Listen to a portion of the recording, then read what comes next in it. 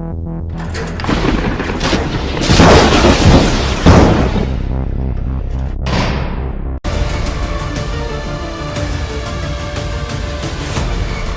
breaks the world.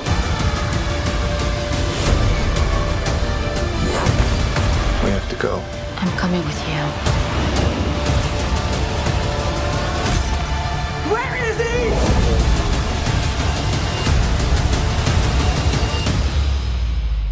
The future of the species is finally unearthed.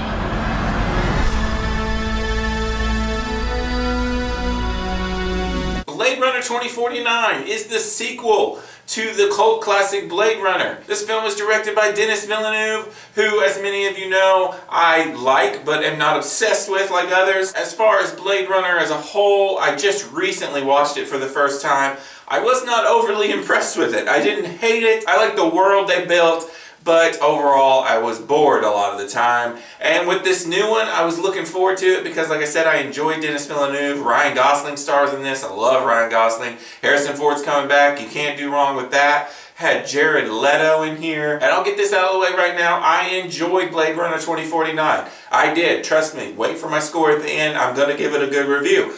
But is it the masterpiece that many are saying it is? No, it's not a masterpiece. This is a classic Denis Villeneuve movie for me, and where I enjoyed the visuals. I love the world that he built here. But once again, there are a lot of long shots where we're just kind of hanging out, not doing anything, and lots of long dialogue. It just gets boring at times. It's 2 hours and 45 minutes is way too long, especially when if you could have cut out a lot of these scenes where nothing is going on, or some of these super dialogue heavy scenes. There's whole scenes in this movie that have nothing to do with the main plot, and we could have just skipped over them and made this movie a much leaner movie. I mean, we hit like the 2 hour mark, and not only am I like, oh my god, is this movie ever going to end?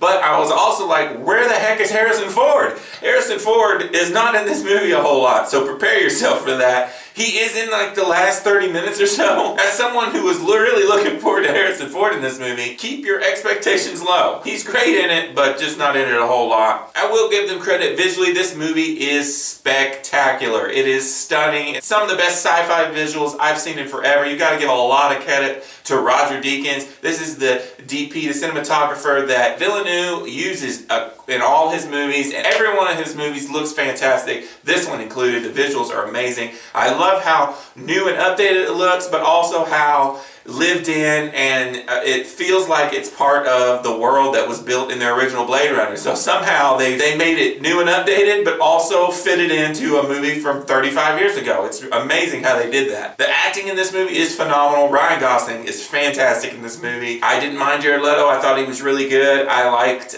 Harrison Ford, like I said, when he's in it, for the 30 minutes he's in it. Ana de Armas is a particular standout. She plays Gosling's like hologram computer companion, I'll put it like that. And man, not only did I really want one of these hologram companions, I was just mesmerized by her performance. It was fantastic. She's gorgeous.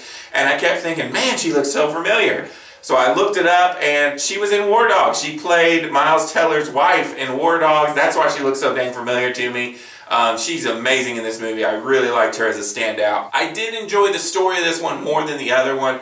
I liked this movie more than the first Blade Runner, which I said I enjoyed the world building, but the story in that one was way too convoluted, a little pretentious. This one had a little bit more of a straightforward story. I love the scene at the beginning of the movie with Dave Bautista, where you're just figuring out what's going on with Ryan Gosling's character. It had a very mystery, detective type feel to it. You were just following along with Ryan Gosling, trying to figure things out like he was, and I enjoyed that for the most part. Like I said, my main complaint, it was just way too long. There was a lot of parts where I was bored, and when we hit that 2 hour mark, I was almost done with it. It was just too much, too long, too slow of a movie for me. Now, I enjoyed it, but this is not something I'm going to want to come back and watch again and again and again. It's just not that kind of movie for me. So for that reason, it's not a masterpiece in my opinion. I enjoyed the visuals, I enjoyed the cast, but I completely understand why it is bombing at the box office. This is not a mass audience movie. People will hate this movie for its slowness. Me, I'm gonna say it was good, but not great. I'm gonna give Blade Runner 2049 a 4 out of 5. If you like this video, click that like button. Comment below if you want to talk to me about anything. Click the Rainy Cage button to subscribe and keep up to date with all my videos. And I'll leave you with a few of my most recent videos and some of these sweet, sweet dance moves. This is Rainy Cage. Peace out.